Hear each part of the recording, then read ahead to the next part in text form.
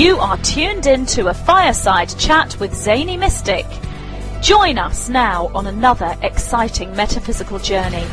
Relax, tune in, drop out, and take a seat by the fire as we explore new realms and possibilities. This is Magenta Pixie. You can find me at magentapixie.weebly.com. But now, here is Zany Mystic and guest. Enjoy the show.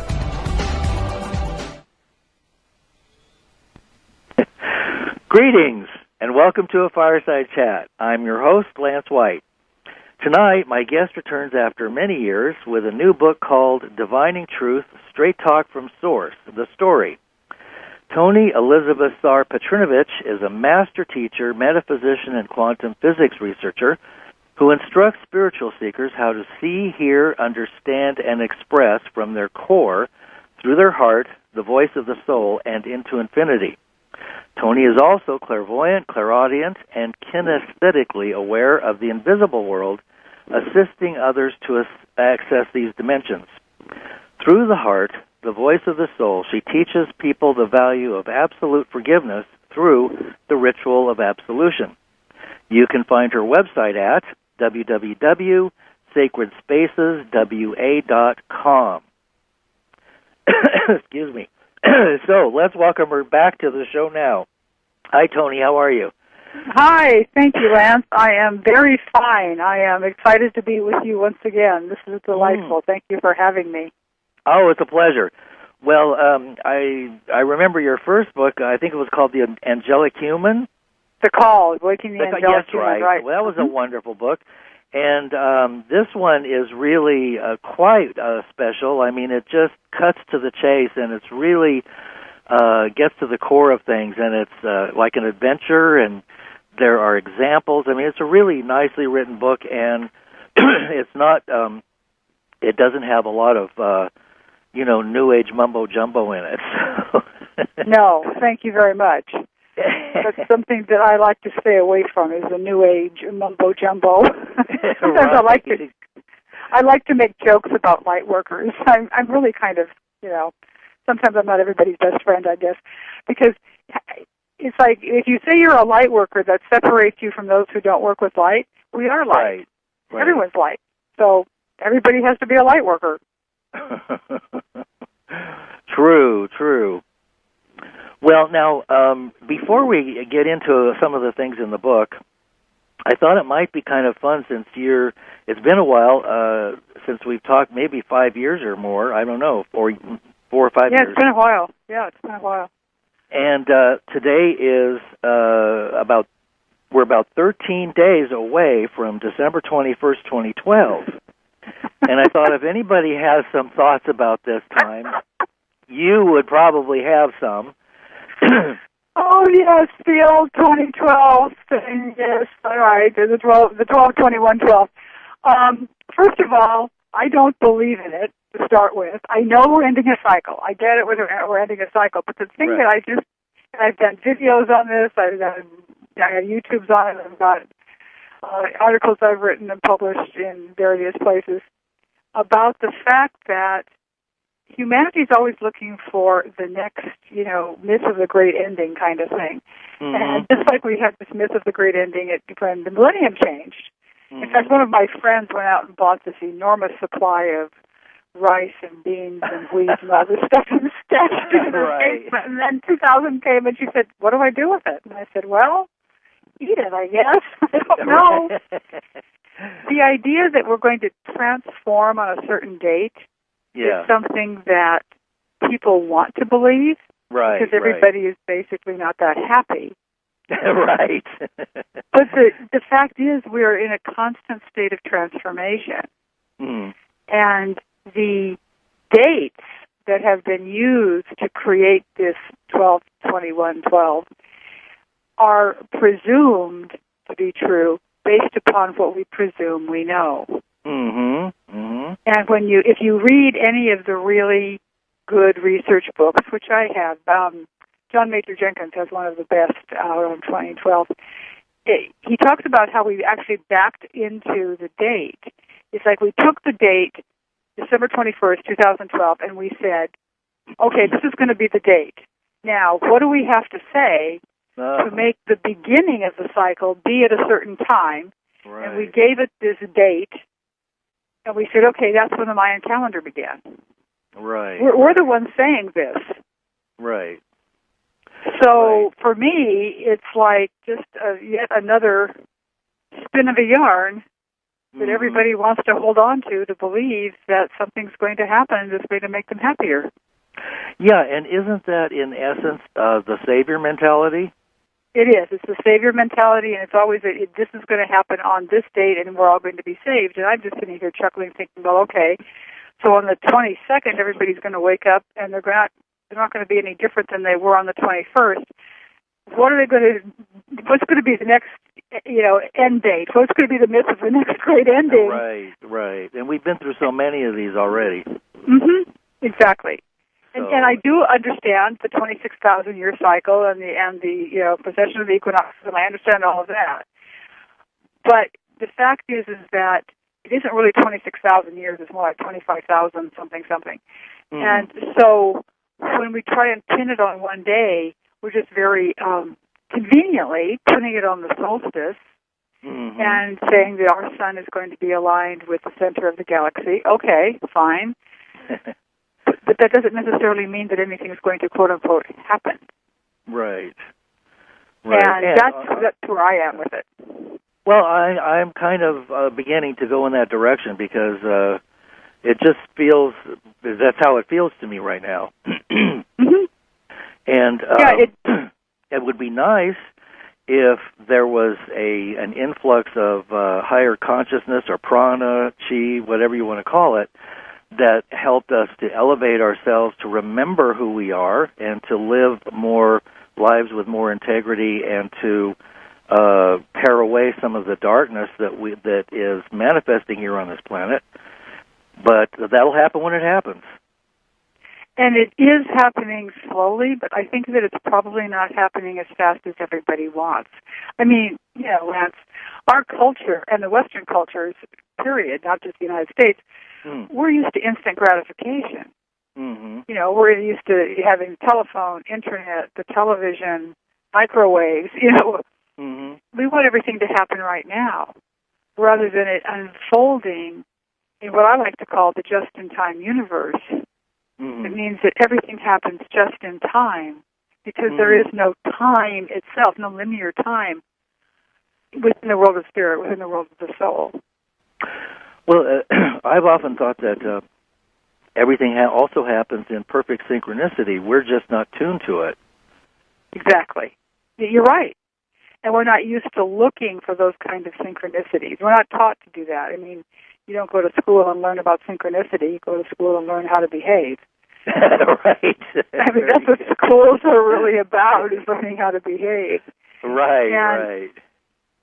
So when you think about the differentiation between what we're taught and what actually happens within synchronicity and within the timing of things, if people were taught to pay attention to that, then there would be a whole different way of looking at life, because you begin to realize that as soon as you think something, as soon as you feel something, you're creating resonance with something else that's going to cause something to happen in your life. And that's the beauty of it. So now, when did you begin writing this book, and what prompted you to? Was it divine inspiration, or you just you felt like you had to put these words on the paper? Well, actually, it was my muse, who is my beloved Philip. Oh, okay. Last year we did. It's kind of a funny story. Last year we did a summit in St. George, Utah, and it was called Summit 2012, Going Beyond Chaos, and we did it at the Green Valley Spa. That at the time, the general manager, who isn't there anymore, but the general manager is a student of mine, and he said, "Why don't you bring your work here? Why don't you put on, something here?" So we put on this big summit, and we had people come from all over the world. It was absolutely wonderful. We had a fantastic weekend. So we had planned. It was like 2.5 days worth of the summit, and then we had planned to actually be on a trip, just a road trip for like 3 weeks. And then Mike, who was the general manager, said, why don't you come and spend a couple of days at my house? I have this great big house. It's just me, and you guys can stay for a couple of days, and, we'll just get to know each other better. We stayed for 3 months. Wow. We just planted ourselves there, and we did not leave St. George, Utah for a very long time. Ah. While we were there, we were out driving around looking at the country and just doing all kinds of wonderful things. Philip said to me, you know something? I've been thinking about the fact that you've only got one physical book in publication. I have a couple of e-books, but I only had one physical book, and you really need to have another book in publication. And I said, yeah, I think you're right. And it just literally came to me that I didn't really have to work at it. I didn't work at the call, Awakening the Angelic Human, which was my first book. I didn't work at that at all. It was just like it was downloaded into me. Right. And I didn't have to work on my second book because I have been doing the work that I've been doing, teaching and doing readings, for 45 years. Yeah. And in 45 years, the same questions keep coming up over and over and over again. Mm-hmm. Why don't I do a book about those questions and then just tap into source consciousness like I do for readings and answer the question from source consciousness, not naming any people or saying so-and-so's question was such and such, just using a question, and write a book. Well, I've got so many questions that I finally just narrowed it down to 75. Oh, wow. And that's how many questions are in the book. And I just tapped into source consciousness and created the answers. In the middle of all of this, Philip said to me, why don't you write a story that illustrates the answers to the questions? And so, fortunately, he said that kind of towards the beginning of the book. Rather than in the Right. And I thought, Right. I'm not much of a fiction writer, but I'll give it a go, and if it doesn't turn out too good, I can always just, delete it. The story wrote itself.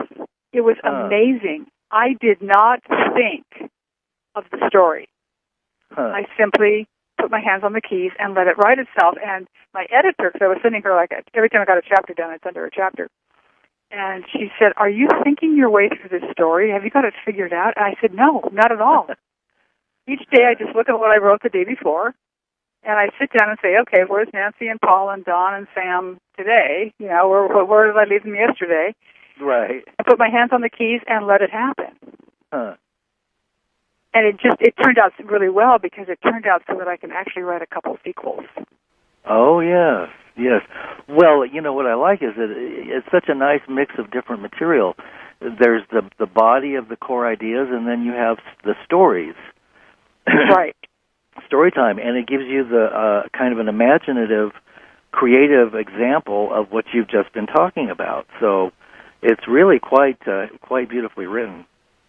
Yeah, it's fun, and it really turned out. It turned out as well as I would want it to have turned out. I mean, I'm very, very pleased with it.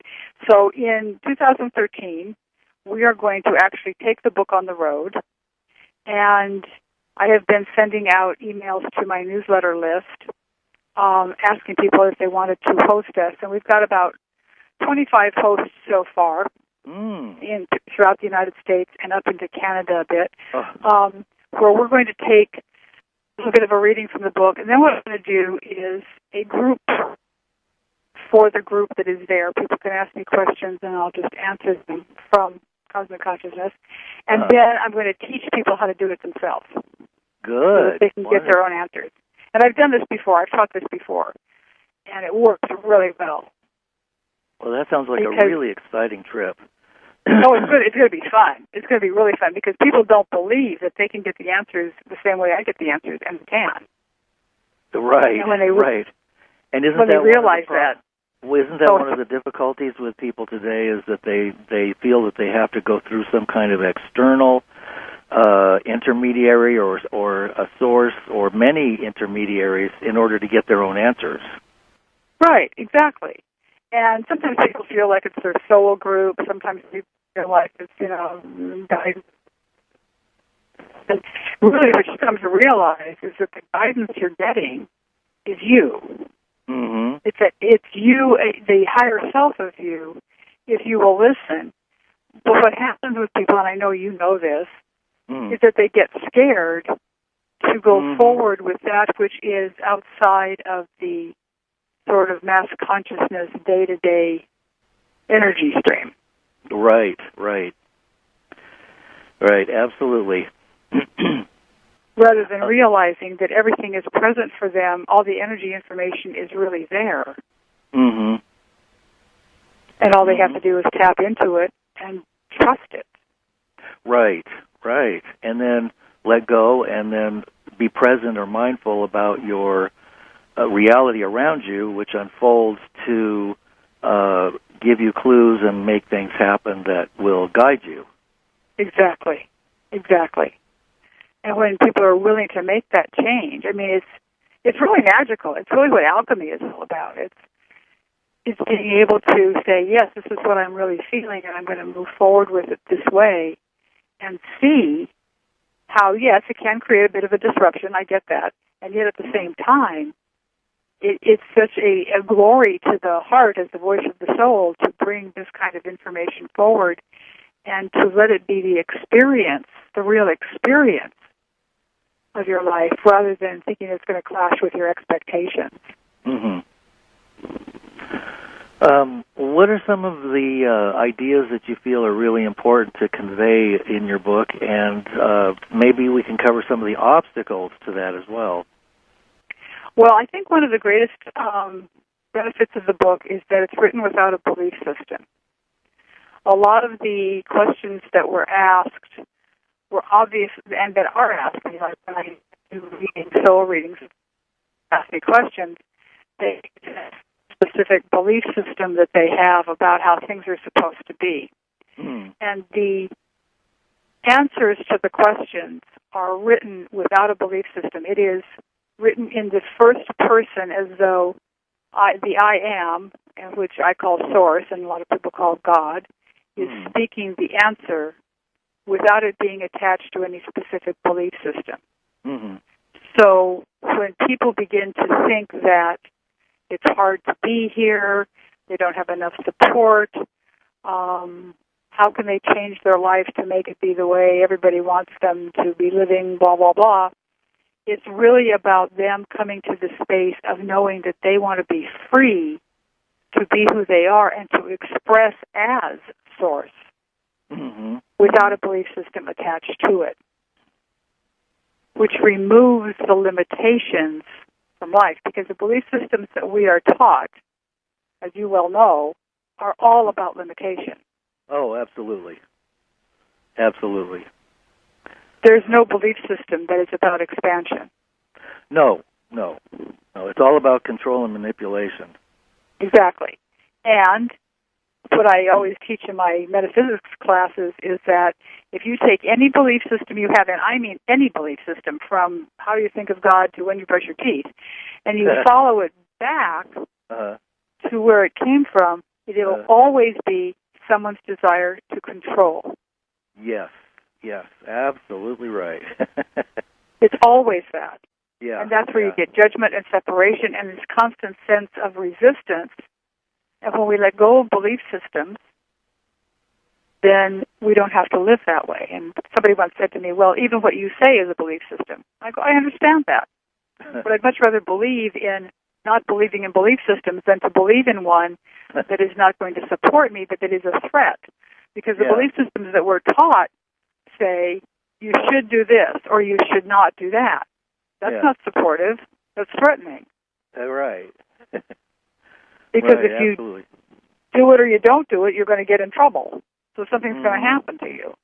And it's always about an authority figure. So that's really, I think, the main thrust of the book, is that it's taking the questions and it's removing the belief system from them so that people can be free to live in the experience of the moment, not in the belief system of how that experience should be based upon a belief system that they were given by somebody else.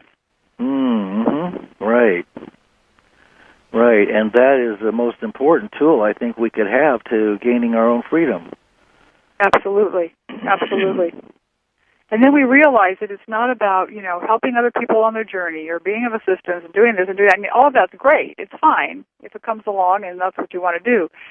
But it's really about you realizing that you're source and form, and that the only thing that you really, quote unquote, need to do is to realize that fully.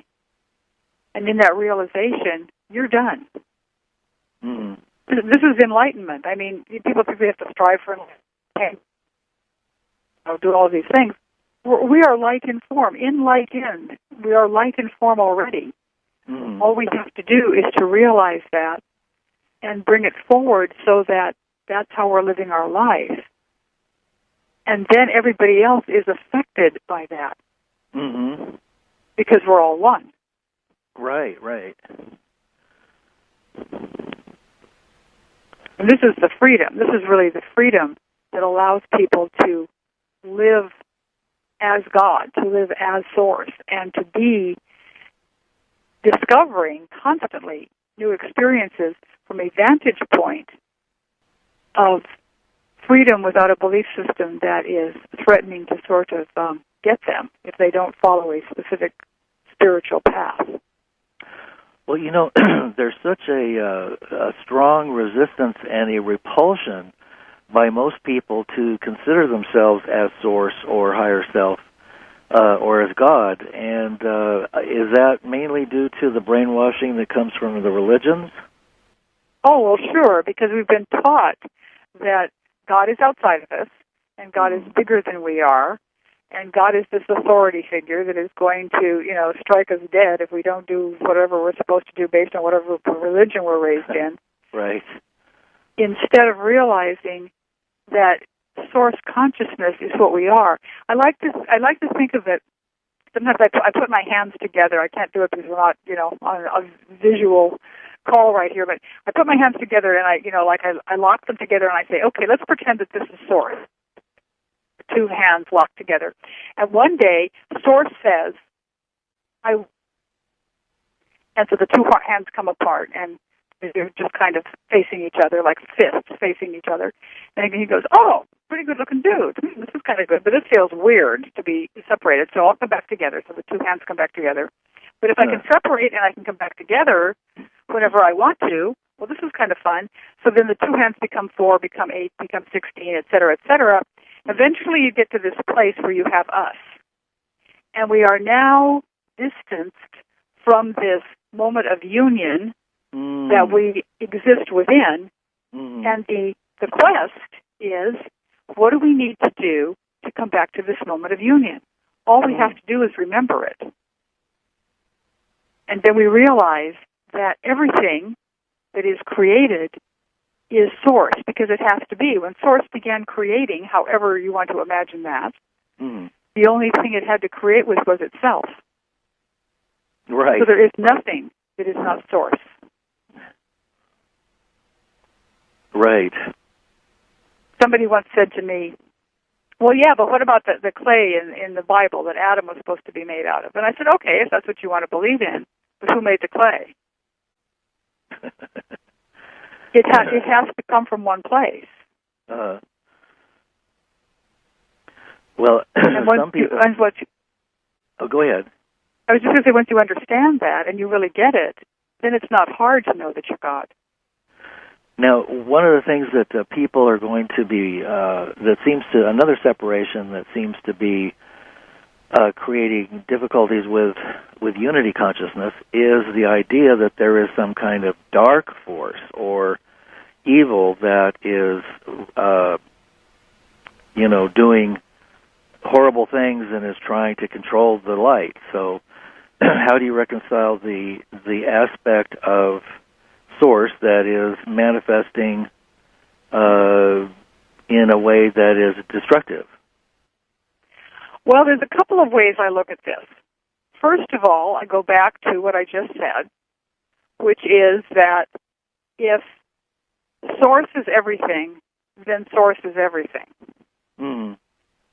If you want to say that Source isn't everything, that the dark force is not Source, my question to the person would be, okay, then what is it and how did it come about if everything is source?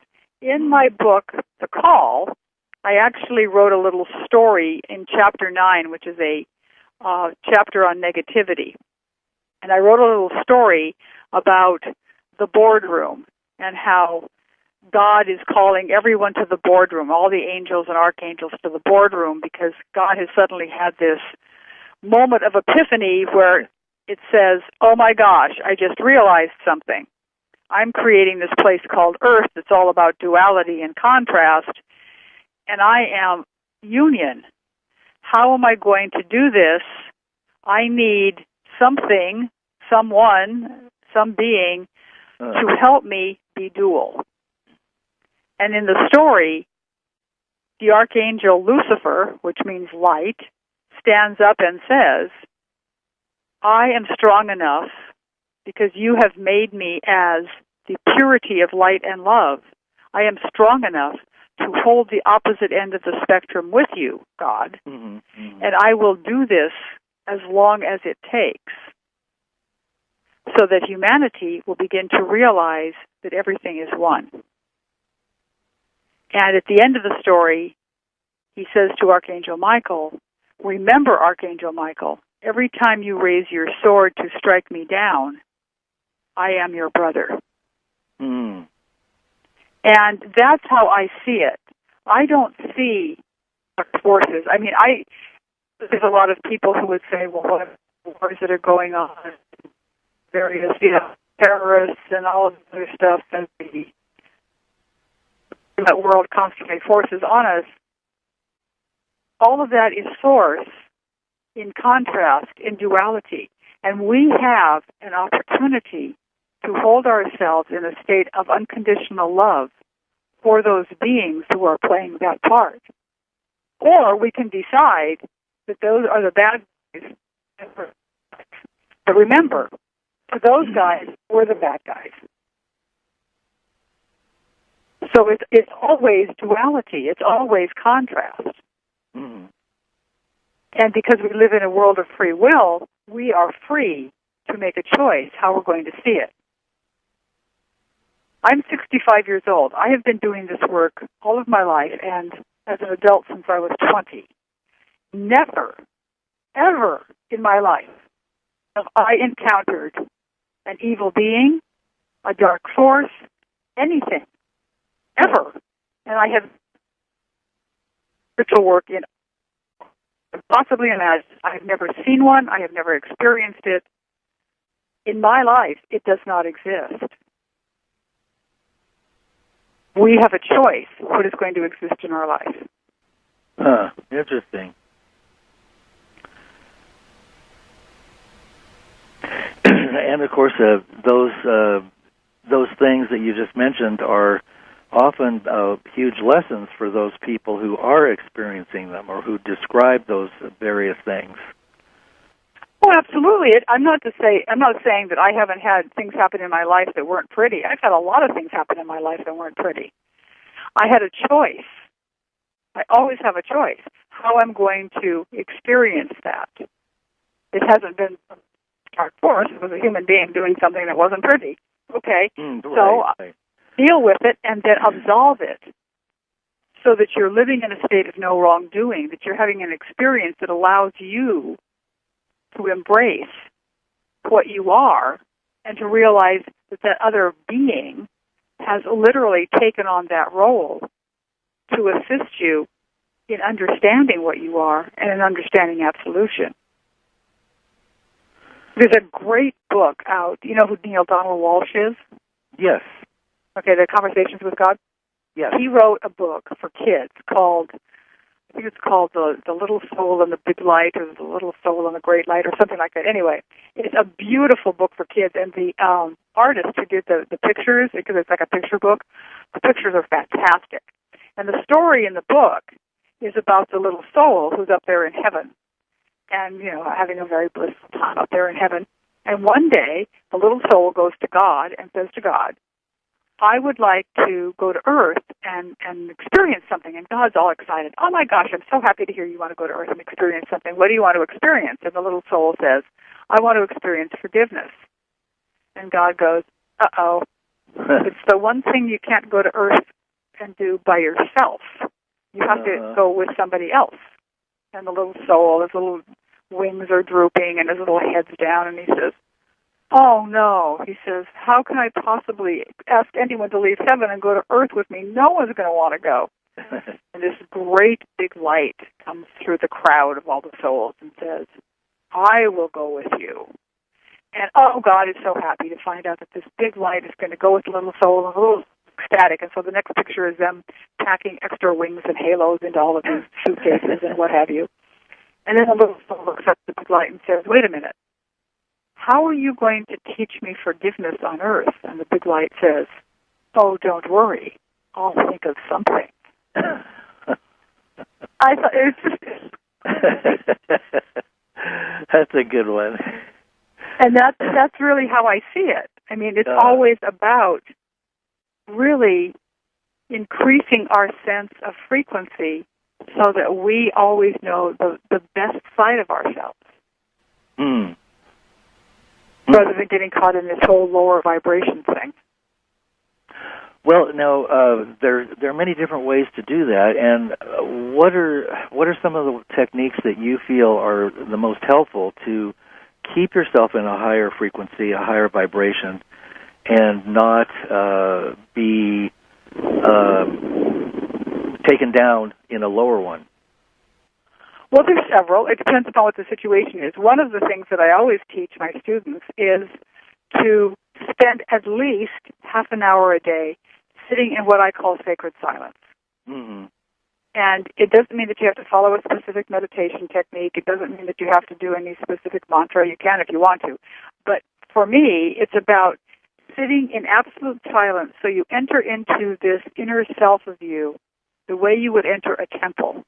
And you go into the heart of you. The heart is the voice of your soul. And you go into the very heart of you the way you would enter the Holy of Holies of that temple. And you sit with your heart and you listen to what it is saying to you. Because if you will do this, you will find that all of the things that you're suppressing and you're hiding and you're trying not to let anybody see and all of the side of you, so to speak, to dissolve itself within this love that you have for yourself, if you will allow yourself to do that. What happens with some folks is that they get caught up in a variety of different things that have happened in their life, and they can't get there. So on my Sacred Spaces website, I have an absolution ritual in audio, video, and text format that's free for anybody to just go and use to absolve yourself first of any wrongdoing, and then to absolve the other person or the situation or whatever it is of any wrongdoing, because you realize that all you are, both of you, is light. And I walk you through it. Mm. So that, and I tell people, don't think that it has to be done in one sitting. Sometimes, depending upon what you've experienced, if it's big enough that it's really impacting your life, you might have to do the absolution ritual more than once. But what you will find is that the more you do it, the less attached you are to believing that something horrible has happened to you, and the more you... Okay, so we were talking, and apparently there was a difficulty with the lines. I don't know whether it was your line or our line or both lines, but anyway, we lost you. So you're back again, Toni. And so if you can pick up where we left off about 5 minutes ago. I was talking about ways to, you had asked me, ways to keep your frequency high. And I was talking about using silence and using absolution, sitting in silence every day with yourself. And I know that for some people this is really difficult because we're not taught to sit in silence. We're not taught to be quiet. And if you can't do half an hour, do 15 minutes. Do whatever you can do to sit in absolute silence with yourself and see how your mind, once you get used to doing this, your mind will begin to quiet down. So your mind's not constantly talking. And then you can access your heart, which is the voice of your soul, and see what you are really experiencing within yourself.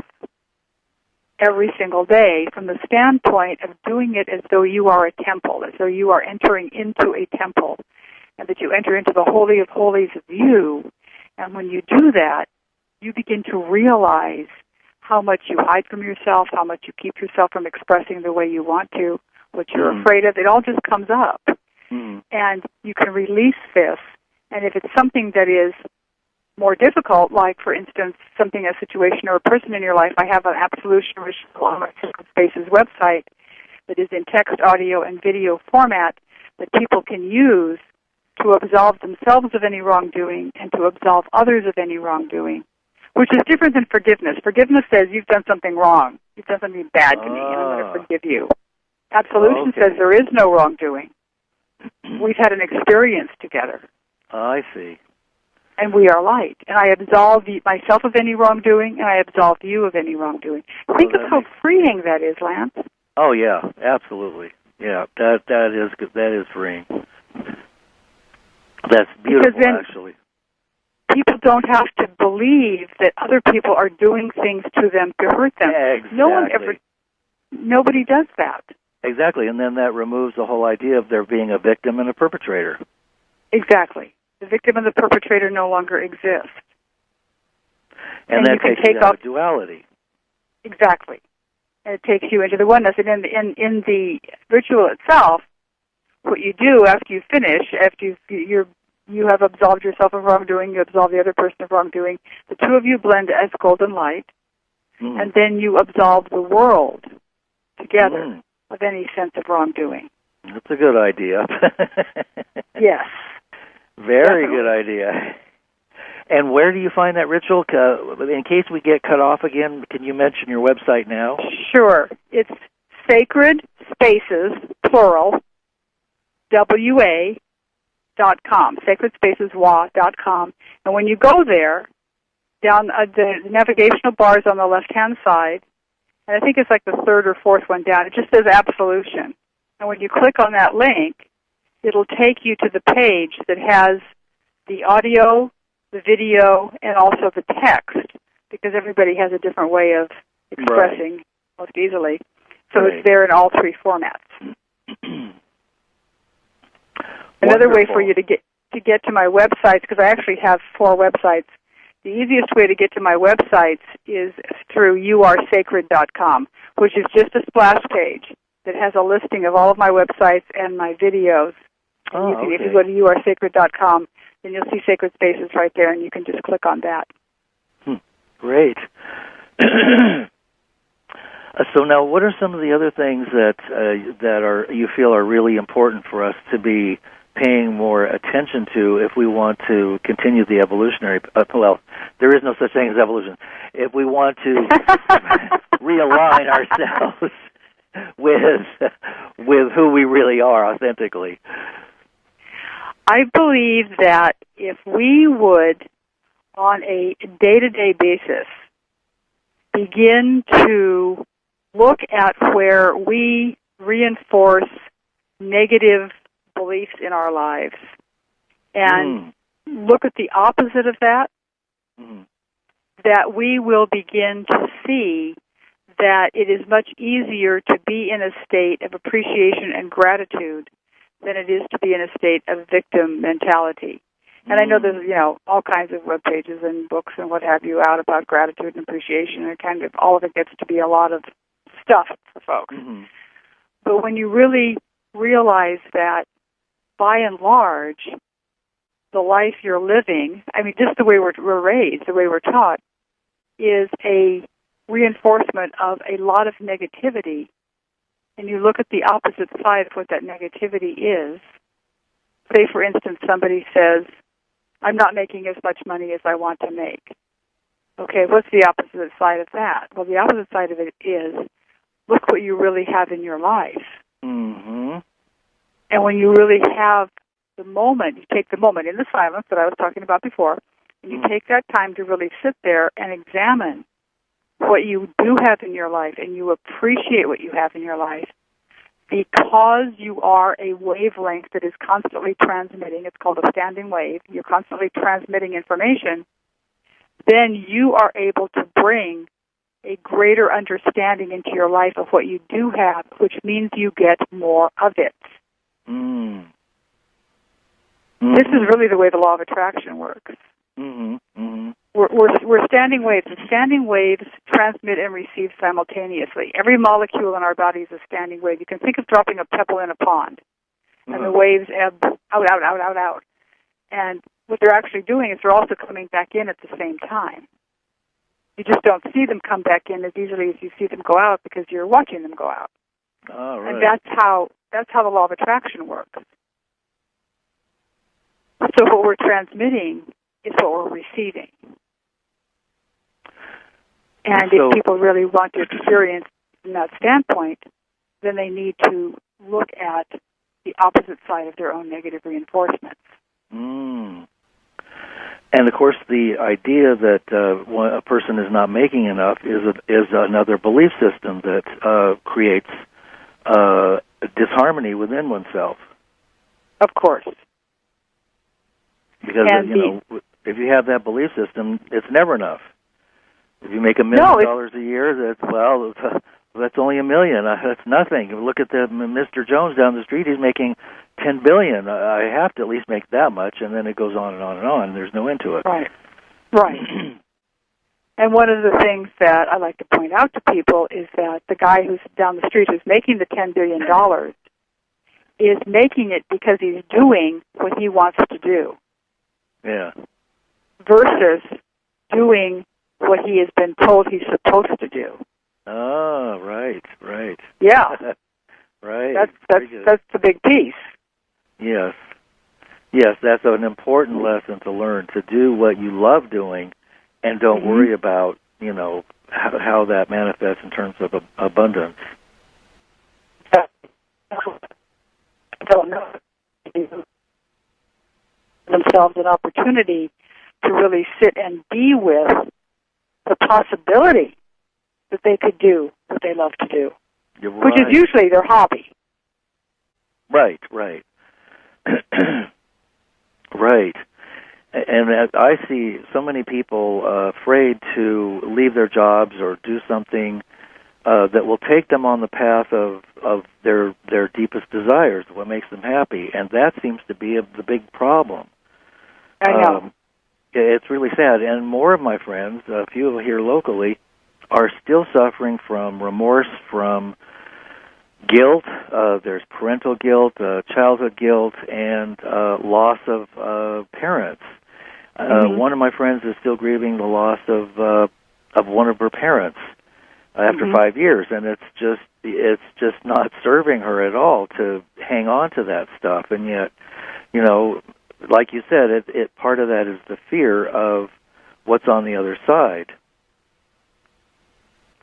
Right, and I always like to stay with the question when something like that comes up. I mean, if somebody came to me and said that's what they were experiencing or whatever, I would ask them why. Yes, right. It's always, for me, it's always the why. Yes, of course. That is the question. And the first thing a person will say, well, I don't know, I just thought. I hear what you're saying. And why do you want to stay there? Because when we stay with the question, and we constantly just keep asking questions instead of making statements, we invite people to go inside and look at what they're really yearning for. Yeah, very good. It changes everything. Actually, that's what people teach you how to, if you go to a school to learn how to be a good networker or to be a good marketing person, they'll talk to you about asking questions, because if you go to like a cocktail party or a dinner and all you do is ask people questions, they'll leave saying, oh my gosh, I had the most fantastic conversation with Lance. It was so wonderful. And all you've done is ask questions, but they've got to talk about themselves. Yes, that's right. And that's what people like to do. Yep. Absolutely. So when you stay with the question, then you really get to find out where the person is, which is the place to start. Well, now, what is some other information that you'd like to share with us in the book before we, or not necessarily the book, but, that you'd like to share with us as we kind of whittle down to the last part of the show? I would like to invite everyone to invite themselves, to give themselves permission to be who they are. Mm-hmm. And most people will say, well, I am being who I am. Oh, really?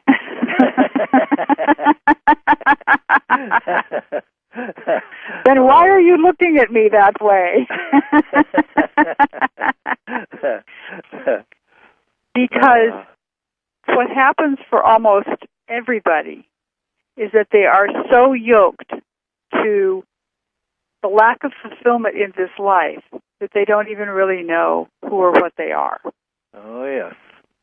And it begins to become kind of like the lesser or greater stance of their own projections of what life is supposed to be about, when in reality, each of us knows moment to moment exactly what we want, exactly what we don't want, and we actually do know how to go about getting it. Mm-hmm. But the fear of losing friends, losing family, losing a job, losing this, losing that, that attachment to not wanting to lose something keeps us from expressing and experiencing as that which we really are. And I know the listeners know exactly what I'm talking about, because the beingness of us is really what we are missing. I mean, you can be, flipping hamburgers at a hamburger joint, and if you are really being true to yourself and feeling that fulfillment within you, think of what the people who eat those hamburgers are eating when they are putting into their body something that a fulfilled person has actually touched. It is a wonderful way to bring a new perception to everything that we do, from when we're sitting meditating to when we're scrubbing the floor. And that's really what the world is waiting to receive from us. So many people ask, what is the world wanting from me? What's the world waiting to receive from me? This is what the world is waiting to receive from us. And it pleases the ego personality, too, because the ego personality wants to believe it's desired and needed and useful.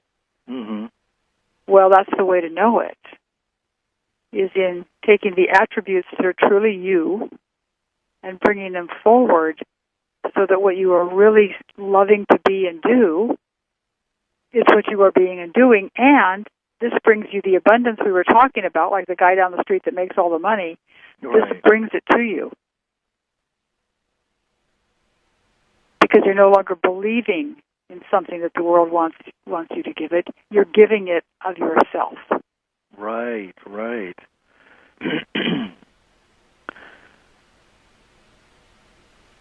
And that's basically the answer to everybody's question, especially when they want to know, how can I do the work I was meant to do, the work I love to do, how can I do all of these things?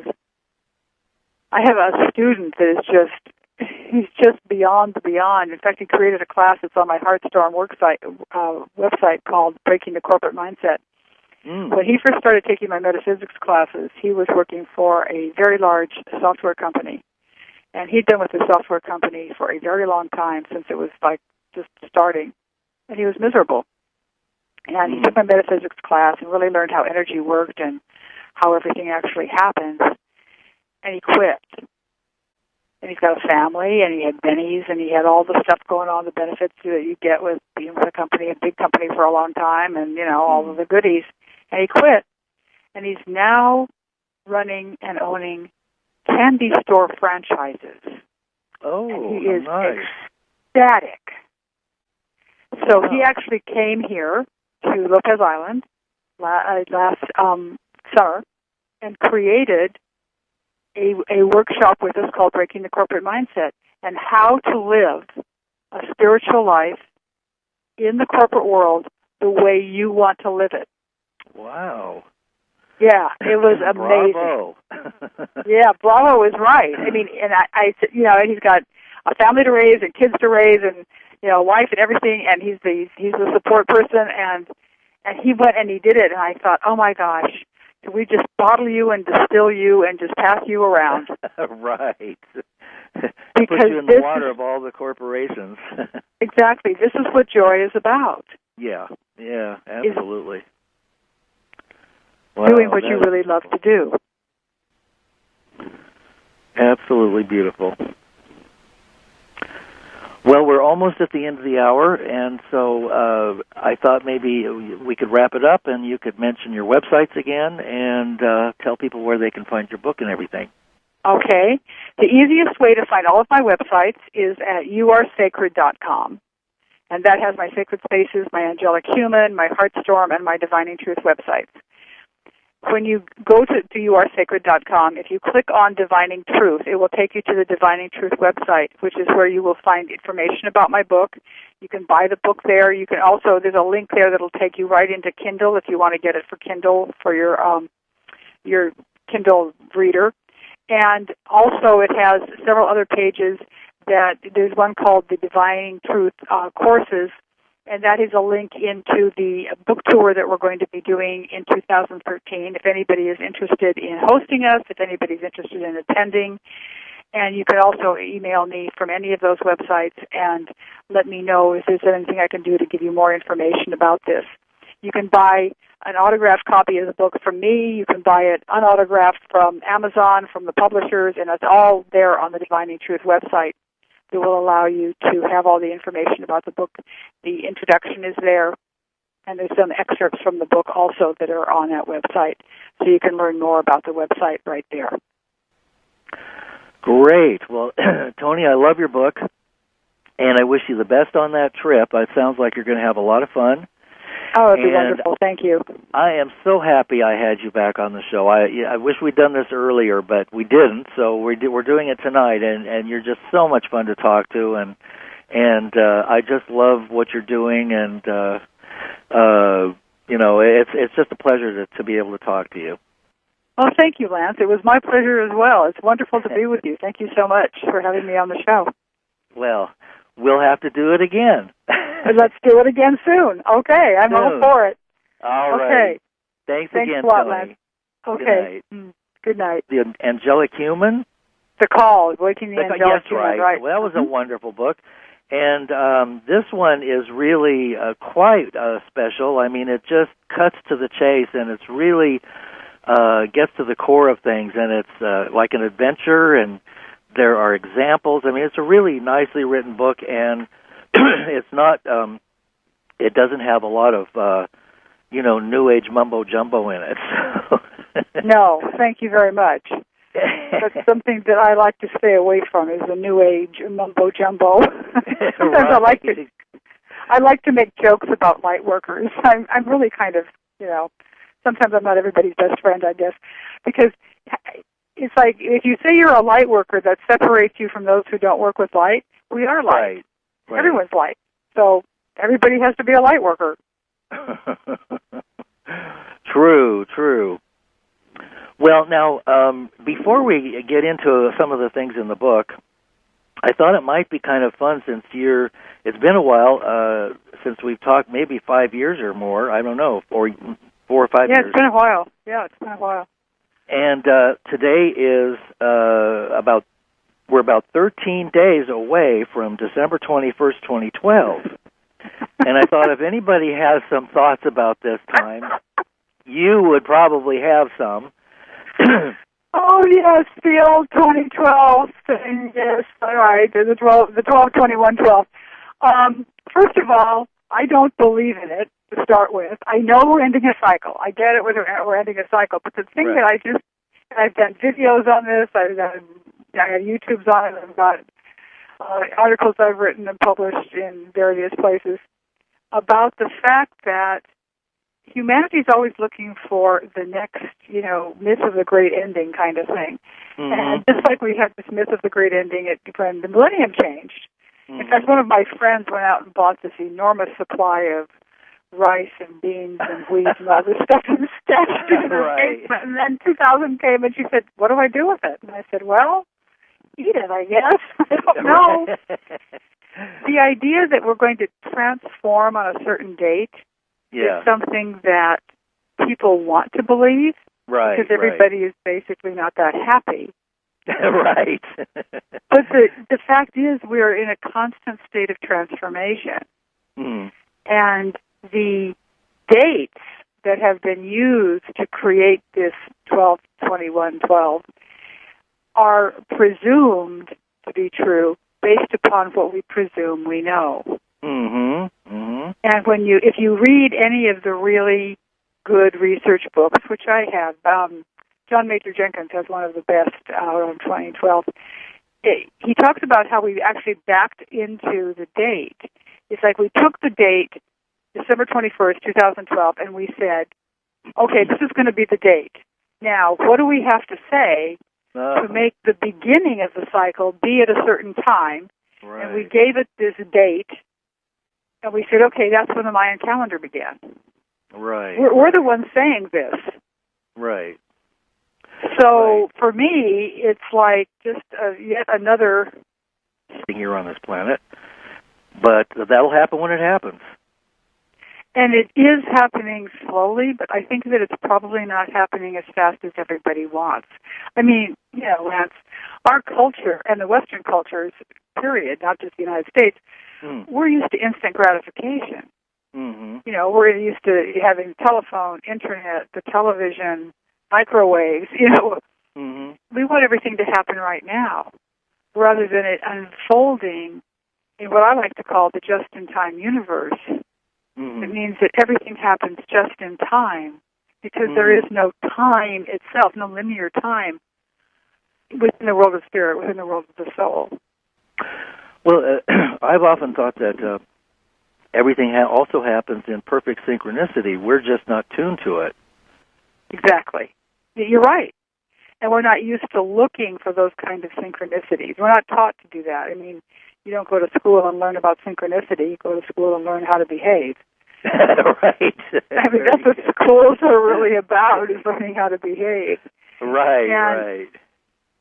So when you think about the differentiation between what we're taught and what actually happens within synchronicity and within the timing of things, if people were taught to pay attention to that, then there would be a whole different way of looking at life, because you begin to realize that as soon as you think something, as soon as you feel something, you're creating resonance with something else that's going to cause something to happen in your life.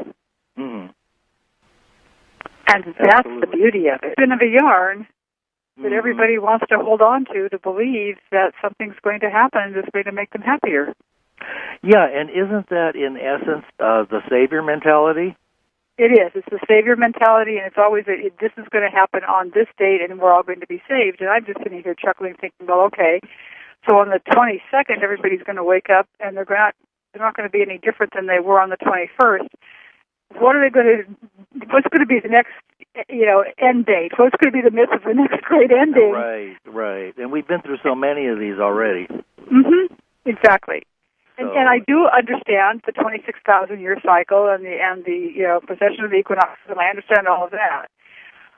But the fact is that it isn't really 26,000 years. It's more like 25,000 something. Mm-hmm. And so when we try and pin it on one day, we're just very conveniently putting it on the solstice and saying that our sun is going to be aligned with the center of the galaxy. Okay, fine. But that doesn't necessarily mean that anything is going to, quote-unquote, happen. Right. And that's where I am with it. Well, I'm kind of beginning to go in that direction, because it just feels, that's how it feels to me right now. And it would be nice if there was an influx of higher consciousness or prana, chi, whatever you want to call it, that helped us to elevate ourselves, to remember who we are, and to live more lives with more integrity, and to pare away some of the darkness that is manifesting. You are tuned in to a Fireside Chat with Zany Mystic. Join us now on another exciting metaphysical journey. Relax, tune in, drop out, and take a seat by the fire as we explore new realms and possibilities. This is Magenta Pixie, You can find me at magentapixie.weebly.com. But now, here is Zany Mystic and guest. Enjoy the show.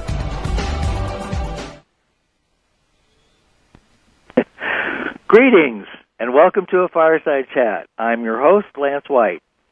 Tonight, my guest returns after many years with a new book called Divining Truth, Straight Talk from Source, The Story.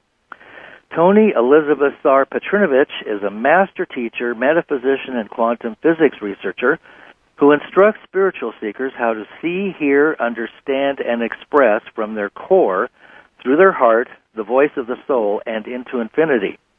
Toni is also clairvoyant, clairaudient, and kinesthetically aware of the invisible world, assisting others to access these dimensions. Through the heart, the voice of the soul, she teaches people the value of absolute forgiveness through the ritual of absolution. You can find her website at www.sacredspaceswa.com. Excuse me. So, let's welcome her back to the show now. Hi, Toni. How are you? Hi. Thank you, Lance. I am very fine. I am excited to be with you once again. This is delightful. Thank you for having me. Oh, it's a pleasure. Well, I remember your first book. I think it was called